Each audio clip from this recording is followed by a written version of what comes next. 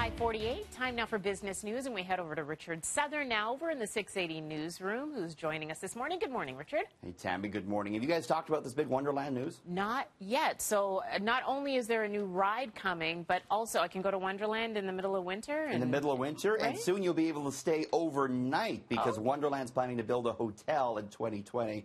But Tammy, would you go on this? This is the big news of the morning. Brand new coaster. It's going to be open for next season. Tammy, are you a coaster person? I love roller coasters. Good, me too. We can go on this one together next spring.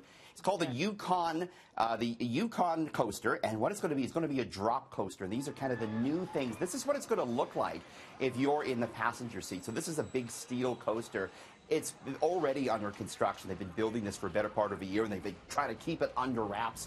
It's between Splashworks and Wonder Mountain, behind the mountain. So it dangles you. You stop on the edge of the coaster, and look at this view you get. It holds you there for 3 seconds before you go plunging down a straight vertical drop. And where do you go? Into an underwater tunnel. That's where the vortex is. They built this underwater tunnel. You come up, you go into a 360. There's 4 inversions. This is going to be the fastest, the longest, and the tallest drop coaster in the world.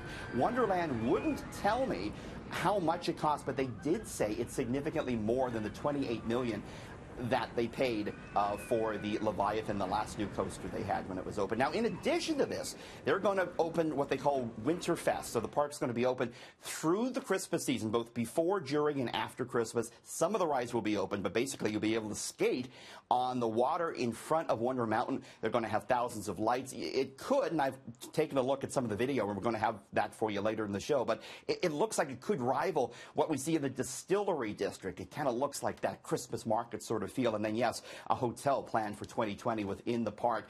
They're doing this because the owner of Wonderland, Cedar Fair Entertainment, they're looking to boost a sagging stock. The shares are down 18% this year, and perhaps they're looking to put investment into their Canadian park to take advantage of the low loonie. It'll cost the U.S. company a little bit less to do that when you look at the conversion rate. So we'll have some more on this Wonderland news later in the show. Meantime, it is quite the ominous sign as regards the Canadian economy. Google searches for payday loans vastly outstripped searches for mortgages last year, according to new data. Not a good sign. Of course, it comes amid a bit of a slump in the housing market, and it comes as interest rates are going up, pinching Canadians financially, maybe forcing some to go to payday loans. Girl Scouts are debuting a new cookie, and sign of the times, it's a gluten-free cookie. There it is there. It's the caramel chocolate chip cookie, said to be rich caramel, semi-sweet chocolate with a hint of sea salt. Going to be 2 gluten-free offerings coming from that group. It'll be out in 2019. Availability will vary across the country.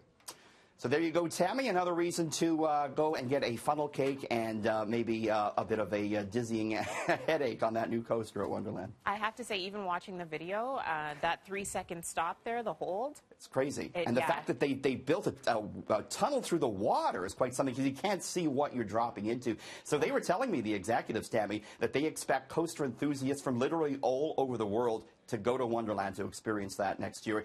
They say attendance could be a record for them in 2019.